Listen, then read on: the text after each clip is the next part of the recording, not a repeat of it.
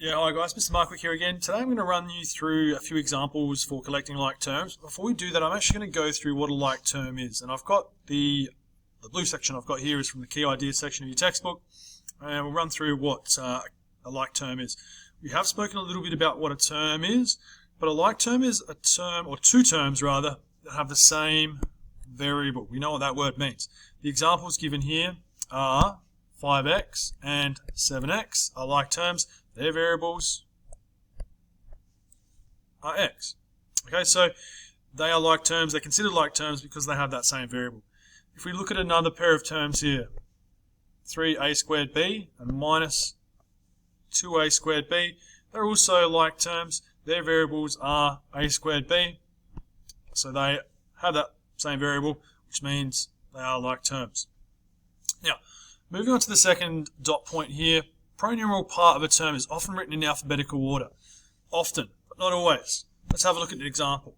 If I had a term that said 3a squared b, and I had another term that said minus 5ba squared, are they considered like terms? There's two terms there, 3a squared b and minus 5ba squared.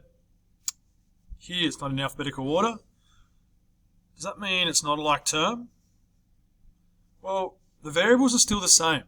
The variable of a squared still appears in both terms, and the variable of b still appears in both terms. So they are actually still like terms.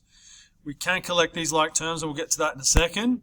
And to do that, or when you do that rather, I'd actually like to see you write your answer in alphabetical order. So for me, here the answer would be minus 2a squared b, putting a before b because it's in alphabetical order. Alright? Okay.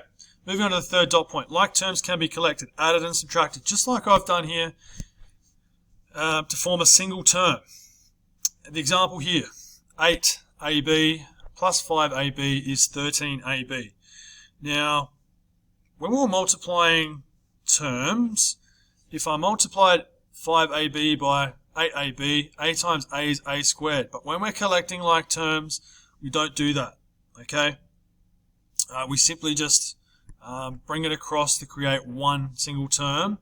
We don't square the variables. Okay, that's only when we're multiplying and we've got same variables in both of those terms. So I know it may sound confusing, but try and avoid that. That is a common error that happens. Okay.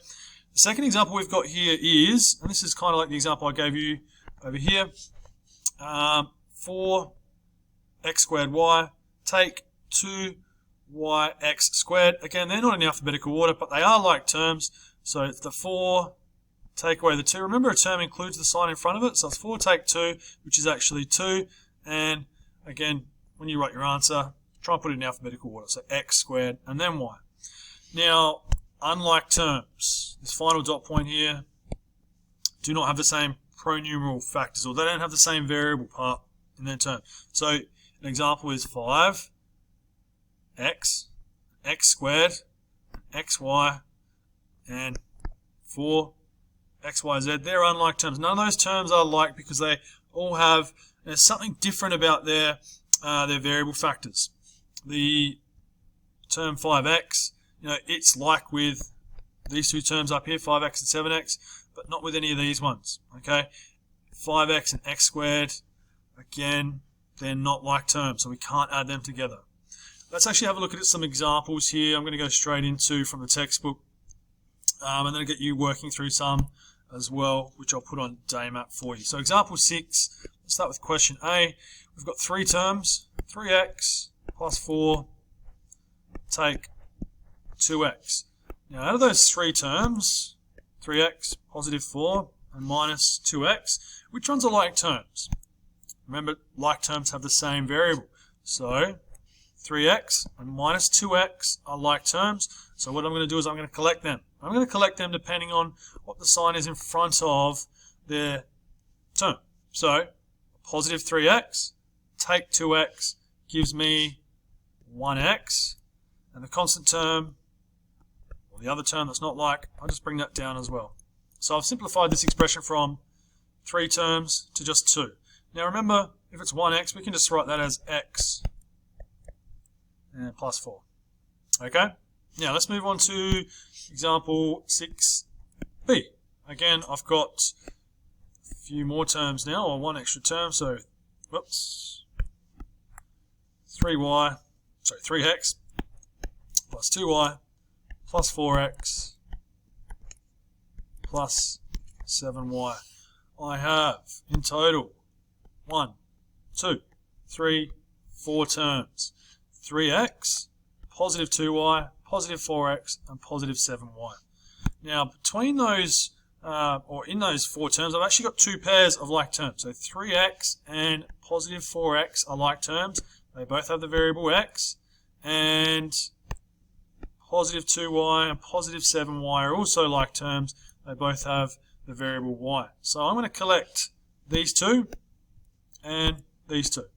So 3x plus 4x is 7x, and 2y plus 7y is 9y. Okay, so again, I've simplified my expression from a 4-term expression to a 2-term expression. Okay, no further simplifying needed.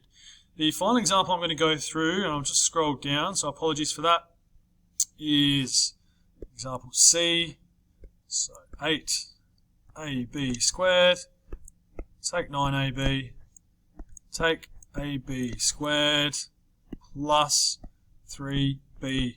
They're trying to trick us here by throwing some some variables that aren't in alphabetical order. How many terms have I got in this expression? 1, 2, 3, 4. Which ones are like terms?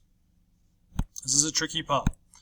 Now, 8ab squared is like with minus ab squared. They both have an a and a b squared term, a b squared variable, a and a b squared variable in each term. So they're like terms. So I can go ahead and collect those.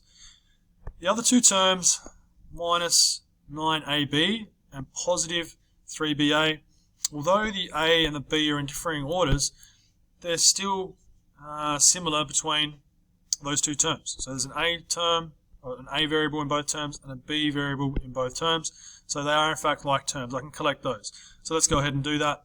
8ab squared, take ab squared, or 1ab squared, is 7ab squared. And minus 9 plus 3, or minus 9ab plus 3ba is minus 6ab. I notice how I'm putting it there in alphabetical order, the a before the b. Okay, so a few things to watch out for there, guys. Again, hopefully this video helps. Again, I'll put questions up on Daymap for my class. Next to that, there'll be a little example 6, so you know you can use this video as a bit of a blueprint to help you with that question. Again, thanks for watching, and good luck.